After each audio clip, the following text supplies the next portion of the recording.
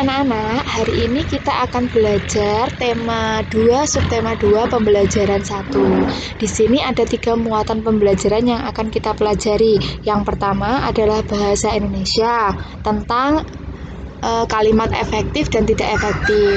Yang kedua tentang IPS, yaitu materi tentang perjuangan mempertahankan kemerdekaan. Kemudian yang ketiga materi tentang IPA, yaitu adaptasi hewan. Di sini untuk yang pertama kita akan belajar tentang kalimat efektif terlebih dahulu. Jadi kalimat efektif itu apa sih? Kalimat efektif itu adalah kalimat yang memiliki susunan yang sesuai dengan kaidah bahasa Indonesia yang tercantum dalam PUEBI, yaitu Pedoman Umum Ejaan Bahasa Indonesia. Kalau dulu namanya EYD, sekarang namanya PUEBI. Ada perubahan nama, intinya adalah kalimat efektif itu selalu ada di sesuai dengan kaidah penulisan bahasa Indonesia dalam PUEBI-nya. Ciri-ciri kalimat efektifnya yang pertama itu adalah memiliki unsur penting pokok. Jadi dalam suatu kalimat itu minimal itu harus ada subjek dan predikat. Subjek itu nama orang, predikat itu adalah kegiatan. Contohnya minimal ada, contohnya Dika belajar. Itu kan Dikanya subjek, belajarnya predikat. Minimal satu kalimat itu seperti itu. Tapi lebih bagusnya lagi kalau satu kalimat itu memiliki unsur SPOK, subjek, predikat, objek, keterangan. Dika belajar matematika di sekolah. Dika subjek, belajar predikat, matematikanya objek, di sekolahnya keterangan tempat. Kemudian yang kedua, menggunakan struktur bahasa yang tepat. Jadi struktur bahasanya harus tepat. Tidak boleh syukur angger, jadi mbok wolak-walik katanya tidak boleh. Jadi struktur bahasanya harus tepat. Yang ketiga, memenuhi kaidah ejaan yang berlaku. Jadi ada kaidah ejaan yang ada di PUEBI tadi. Yang keempat, menggunakan pilihan kata atau diksi yang tepat sesuai kebutuhan. Jadi dalam menyusun kalimat, kamu harus menggunakan pilihan kata yang tepat sesuai kebutuhan, tidak boleh boros.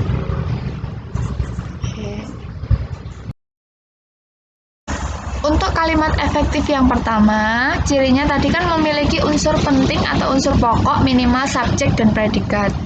Jadi subjek itu tadi seperti yang Bu Eka jelaskan tadi, subjek itu adalah yang melakukan sesuatu. Biasanya itu nama orang, bisa juga binatang, bisa juga tumbuhan. Kemudian predikat itu kegiatan yang dilakukan oleh subjek. Jadi subjeknya tadi seumpama Dika. Dika, predikatnya apa? Menulis. Predikatnya itu adalah kegiatan yang dilakukan oleh subjek. Biasanya berupa kata kerja. Mandi, makan, minum, menulis, menyapu.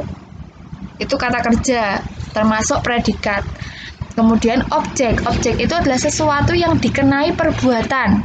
Jadi perbuatanmu tadi atau predikatmu tadi apa? Nah, objek itu yang dikenai perbuatan. Dika menulis puisi. Nah, puisi itu merupakan objek. Jadi puisi kan berhubungan dengan predikatnya tadi. Menulis apa? Menulis puisi. Puisi itu objeknya, menulis itu predikatnya. Keterangan ini menjelaskan bagaimana, di mana, dan kapan peristiwa itu terjadi. Jadi keterangan itu ada keterangan waktu, contohnya hari ini, besok, lusa, jam 8, jam 9, itu keterangan waktu. Ada juga keterangan tempat di sekolah, di rumah, itu namanya keterangan tempat. Ada lagi, ini contohnya, contoh kalimat efektif. Di sini minimal dinamakan kalimat itu jika mengandung 2 unsur pokok, yaitu subjek dan predikat. Di sini contoh paling pendek kalimat bisa dilihat, bangsa Indonesia berperang. Bangsa Indonesia ini subjeknya, berperang ini predikatnya. Contoh lainnya lagi, Rara makan. Itu minimal kalimat, dinamakan kalimat itu mengandung subjek dan predikat. Raranya subjek, makannya predikat. Kemudian lebih lengkapnya lagi jika ditambahi, kalau di bawahnya ini SPO. Jadi seluruh bangsa Indonesia mempertahankan kemerdekaan. Seluruh bangsa Indonesia ini subjek jadi satu, nggak boleh mek seluruh tok enggak. Ini kan satu rangkaian namanya frasa, dari kumpulan kata yang mengandung satu makna. Seluruh bangsa Indonesia itu subjek, mempertahankan itu kan kata kerjanya, jadi termasuk predikat. Kemerdekaan itu objeknya, karena dikenai predikatnya. Mempertahankan apa? Mempertahankan kemerdekaan. Kemudian lebih lengkapnya lagi kalau mengandung unsur SPOK. Insinyur Soekarno, Dr. Andes Muhammad Hatta memproklamasikan kemerdekaan Indonesia di Jakarta. Di sini Insinyur Soekarno dan Dr. Andes Muhammad Hatta sebagai subjek. Jadi nggak apa-apa subjek dua, karena memang yang melakukan kegiatan ini dua orang. Kemudian memproklamasikan, ini kegiatannya atau kata kerjanya dinamakan dengan predikat. Kemudian kemerdekaan Indonesia. Kemerdekaan Indonesia ini adalah objeknya. Memproklamasikan apa? Kemerdekaan Indonesia. Kenapa Bu kok nggak kemerdekaan saja? Karena ini namanya frasa. Kemerdekaan apa? Kemerdekaan Indonesia itu jadi satu. Jadi kemerdekaan Indonesia itu masuk objek. Kemudian di Jakarta, ini adalah keterangan tempat. Kemudian ciri yang kedua tadi adalah menggunakan struktur bahasa yang tepat. Jadi struktur bahasa yang tepat di sini yang bisa dipahami oleh orang lain. Jadi bukan hanya yang membuat kalimat saja yang paham, tapi yang mendengarkan atau yang membaca juga paham maksudnya dari penulisnya. Di sini struktur kalimat itu sebenarnya ada dua jenis kalimat tunggal dan kalimat majemuk. Kalau tunggal itu hanya ada subjek, predikat, objek, keterangan. Cuma subjek, predikat tok juga boleh, subjek, predikat, objek tok juga boleh. Jadi ini namanya kalimat tunggal, satu kalimat tok. Kalau kalimat majemuk itu dua kalimat yang digabung jadi satu. Contohnya ini, ibu memasak nasi di dapur dan ayah mencuci motor di halaman. Di sini kan ada dua kalimat yang digabung dan digandeng dengan konjungsi atau kata hubung. Di sini kata hubungnya adalah dan, menandakan bahwa dua kegiatan ini berlangsung bersamaan pada jam yang sama. Jadi bisa ditulis ibu memasak nasi di dapur dan ayah mencuci motor di halaman. Ini namanya kalimat majemuk, jadi dua kalimat digabung jadi satu. Konjungsi yang lain bisa juga selain menggunakan dan, bisa menggunakan tetapi, sedangkan, serta, dan lain sebagainya. Kalau mau belajar tentang konjungsi bisa WA Bu Elga nanti. Ciri kalimat efektif yang ketiga adalah memenuhi kaedah ejaan yang berlaku. Jadi di sini ada beberapa kata yang biasanya sering keliru. Yang biasa kita gunakan sering keliru. Coba diperhatikan, kalau kata baku itu berarti katanya sesuai dengan poebi. Kalau tidak baku, biasa berarti tidak sesuai dengan poebi. Jadi kalau untuk menulis kalimat efektif harus menggunakan kata yang baku. Bisa dilihat penulisannya. Nomor 1 sampai nomor 14. Sebenarnya masih ada banyak lagi. Kalau kamu mau mencari tahu bisa searching di Google.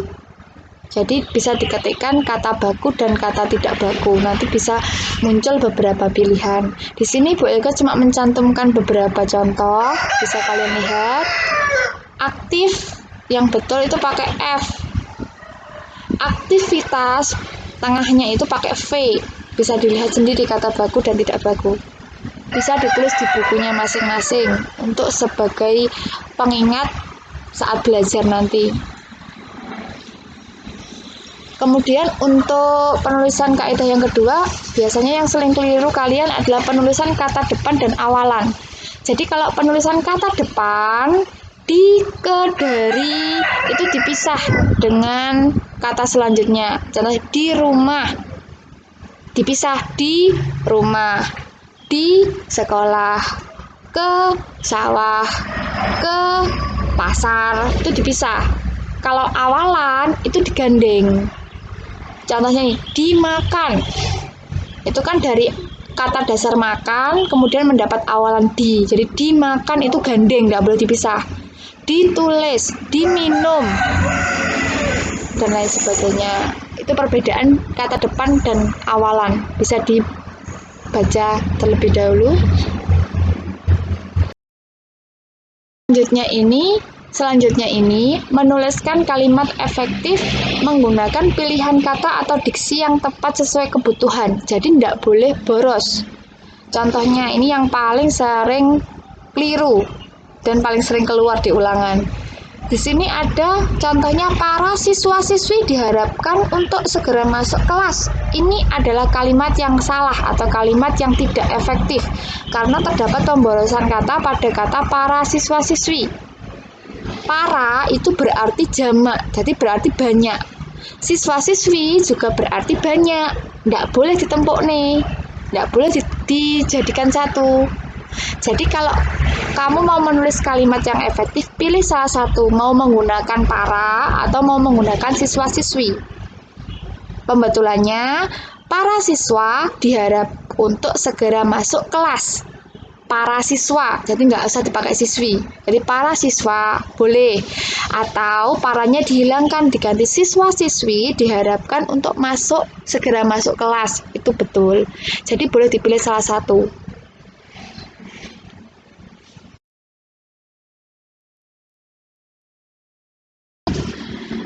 Selanjutnya kita akan mempelajari tentang upaya-upaya bangsa Indonesia mempertahankan kemerdekaannya. Di sini, jadi setelah kemerdekaan Indonesia itu diproklamasikan oleh Insinyur Soekarno di kediamannya di Jalan Pegangsaan Timur nomor 56 Jakarta, bangsa asing itu ingin kembali menjajah Indonesia. Jadi tidak berhenti sampai proklamasi kemerdekaan saja. Perjuangan bangsa Indonesia berlanjut dengan tujuan untuk mempertahankan kemerdekaan Indonesia. Tetapi sifat dari perjuangan ini tidak lagi kedaerahan, tapi sudah bersifat nasional. Jadi sudah ada persatuan di antara rakyat-rakyat Indonesia.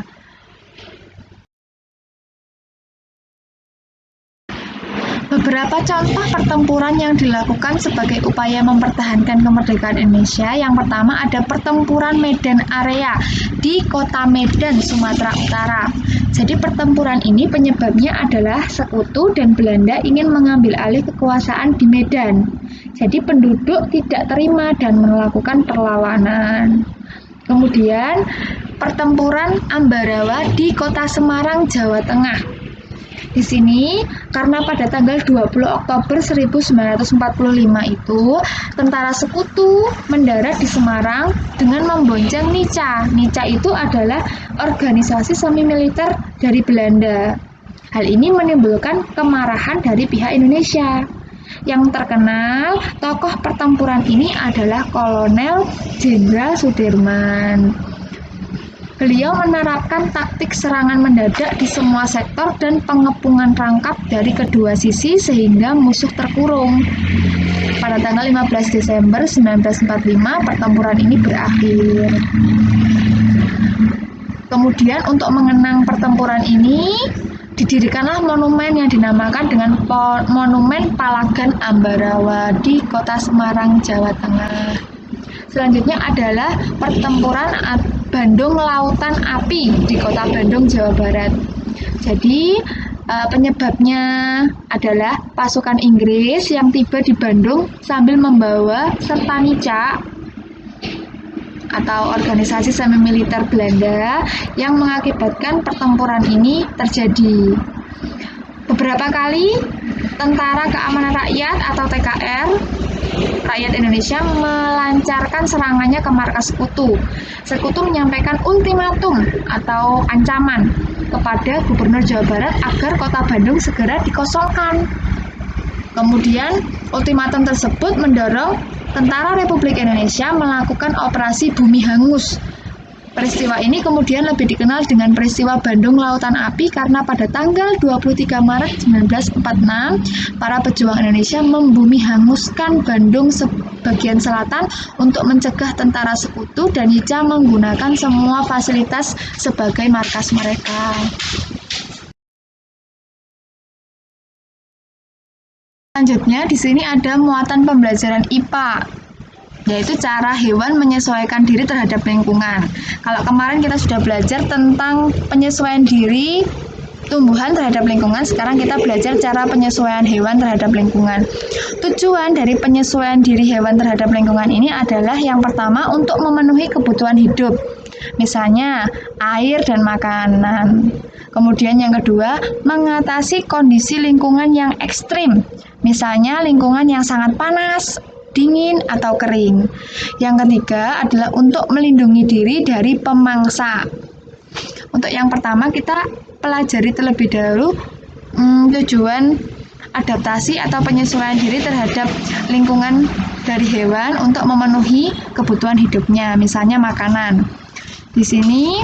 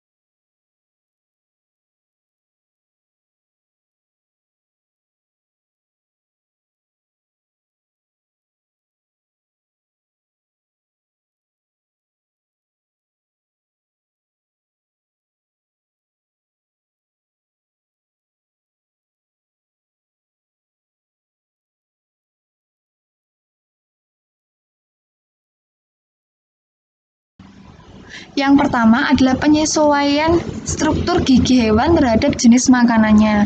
Yang pertama, struktur hewan karnivora atau pemakan daging.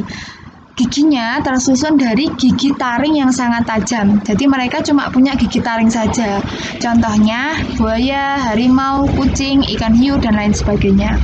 Yang kedua, struktur gigi hewan herbivora. Herbivora kan hewan pemakan tumbuhan. Struktur giginya terdiri atas gigi seri dan geraham. Cuma punya dua, tidak punya gigi taring. Contohnya sapi, kuda, kambing, dan lain sebagainya. Yang ketiga, struktur gigi hewan omnivora atau pemakan segala, pemakan daging dan tumbuhan. Struktur giginya tersusun dari gigi seri, taring, dan geraham. Jadi lengkap, punya seri, taring, dan geraham. Contohnya tikus, kera, dan lain-lain. Di sini penyesuaian bentuk paruh terhadap jenis makanan. Jadi bentuk paruh hewan juga menyesuaikan jenis makanan. Ini terjadi pada hewan-hewan unggas karena yang punya paruh kan hewan unggas atau aves, sejenis burung-burungan. Yang pertama di sini bisa dilihat di tabelnya, hewan atau burungnya adalah itik. Itik, bebek, angsa, sama. Jenis makanannya adalah ikan, cacing. Ciri-ciri paruhnya berbentuk sudut. dan pangkal bergerigi yang berguna untuk menyaring makanan dari air dan lumpur. Bisa dilihat di gambar. Kemudian yang kedua, elang. Elang ini jenis makanannya karnivora kan dia. Jenis makanannya contohnya ular, ayam, kelinci, dan lain-lain.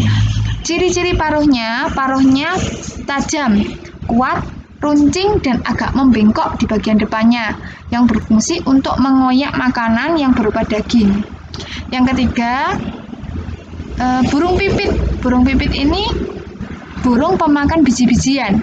Bentuk paruhnya pendek, tebal, dan runcing untuk memecah biji-bijian seperti padi dan lain sebagainya. Yang ketiga, bisa dilihat ini ada burung pelatuk. Burung pelatuk ini memakan serangga, biasanya yang ada di pohon-pohon. Bentuk paruhnya runcing, agak panjang untuk memahat kayu pohon dan menangkap serangga di dalamnya. Yang ketiga ini adalah burung pelikan. Burung pelikan ini adalah burung pemakan ikan. Yang biasanya paruhnya itu ada kayak kantongnya itu loh, itu burung pelikan. Paruhnya panjang dan berkantong pada bagian bawah untuk menyimpan ikan. Yang kelima, di sini ada ayam. Ayam ini jenis makanannya biji-bijian, bisa juga cacing karena termasuk omnivora. Paruhnya pendek, tebal, dan runcing. Selanjutnya, ini adalah penyesuaian bentuk kaki hewan. Yang pertama di sini bentuk kakinya pejalan kaki. Ciri-cirinya memiliki 3 jari menghadap ke depan dan 1 jari bagian belakang tidak tumbuh sempurna. Contohnya ada pada hewan ayam dan burung unta. Kemudian yang kedua, di sini tipe kaki burung perenang. Di sini ciri-cirinya jari kakinya berselaput, bisa dilihat di gambar. Contohnya ada pada itik, angsa, bebek, dan lain sebagainya. Yang ketiga, bentuk kaki burung pemangsa. Ciri-cirinya jari kakinya pendek, kukunya melengkung tajam, dan cakar kuat untuk mencengkeram. Contohnya pada burung elang dan raja wali. Yang keempat, bentuk kaki burung pemanjat. Jarinya terdiri atas 4, dengan 2 jari berada di depan dan 2 jari berada di belakang. Contohnya pada burung pelatuk. Yang kelima, burung petengger. Jari kakinya panjang dan telapak kakinya datar untuk bertengger di ranting-ranting pohon. Contohnya pada burung kutilang, kenari, dan lain sebagainya. Selanjutnya ini adalah penyesuaian bentuk mulut pada serangga. Jadi serangga mempunyai beberapa tipe mulut serangga. Bisa dilihat juga di buku bupenanya. Di sini bentuk mulut penghisap. Bisa dilihat di gambar. Bentuk mulut penghisap ini dimiliki oleh kupu-kupu. Yang kedua, bentuk mulut penusuk penghisap. Ini dimiliki oleh nyamuk. Yang ketiga, bentuk mulut penyerap. Di sini dimiliki oleh lebah.